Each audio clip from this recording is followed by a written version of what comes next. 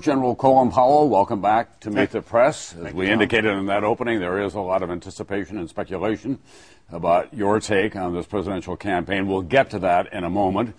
But in your old business, we might call this a tour of the horizon. Whoever is elected President of the United States, that first day in the Oval Office on January 21st will face this. An American economy that's in a near paralytic state at this time. We're at war in two different countries, Afghanistan and Iraq. We have an energy crisis. We have big decisions to make about health care and about global climate change. The President of the United States and the Congress of the United States now have the highest disapproval ratings that we have seen in many years. In all your years in public service, have you ever seen an incoming president face such daunting challenges? No, I have seen more difficult times in our history. When I think about the early 70s, when we were going through the Watergate, Spiro Agnew, Nixon period, that was not a good time. But right now, we're also facing a very daunting period. And I think the number one issue the president's going to have to deal with is the economy. That's what the American people are worried about. And frankly, it's not just an American problem, it's an international problem. We can see how all of these economies are now linked in this globalized system. And I think that'll be number one. The president will also have to make decisions quickly as to how to deal with Iraq and Afghanistan. And also I think the president has to reach out to the world and show that there is a new president, a new administration that is looking forward to working with our friends and allies. And in my judgment, also willing to talk to people who we have not been willing to talk to before, because this is a time for outreach. Given the state of the American economy, can we continue our military commitments around the world at the level that they now exist?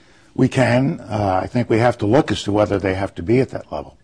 But we have the wealth. We have the wherewithal to do that. Excuse me, Tom. We have the ability to do that. And so, first and foremost, we have to review those commitments, see what they are, see what else is needed, and make sure we give our troops what they need to get the job done as we have defined the job. We have that ability. If you were called into the Oval Office on January 21st by the new president, whoever it happens to be, and he said to you, General Powell, I need from you your recommendation on where I begin. What should be my priorities? Where would you start? I would start with talking to the American people and talking to the world and conveying a new image of American leadership, a new image of America's role in the world. The problems will always be there, and there's going to be a crisis come along on the 21st or 22nd of January that we don't even know about right now.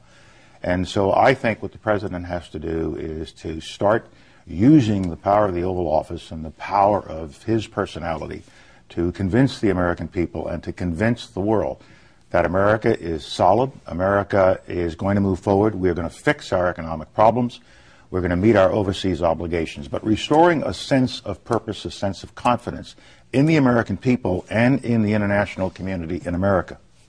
What's not on the screen right now that concerns you, that should be more prominent in the minds of the American people and the people running for president? I think the American people and the gentleman running for president will have to early on focus on education more than we have seen in the campaign so far. America has a terrible educational problem in the sense that we have too many youngsters not finishing school. A third of our kids don't finish high school. 50% of the minorities don't finish high school. We've got to work on this, and my wife and I are leading a campaign for this purpose. Also, I think the new president has to realize that the world looks to America for leadership. And so we have to show leadership on some issues that the world is expecting us to, whether it's energy, global warming, and the environment.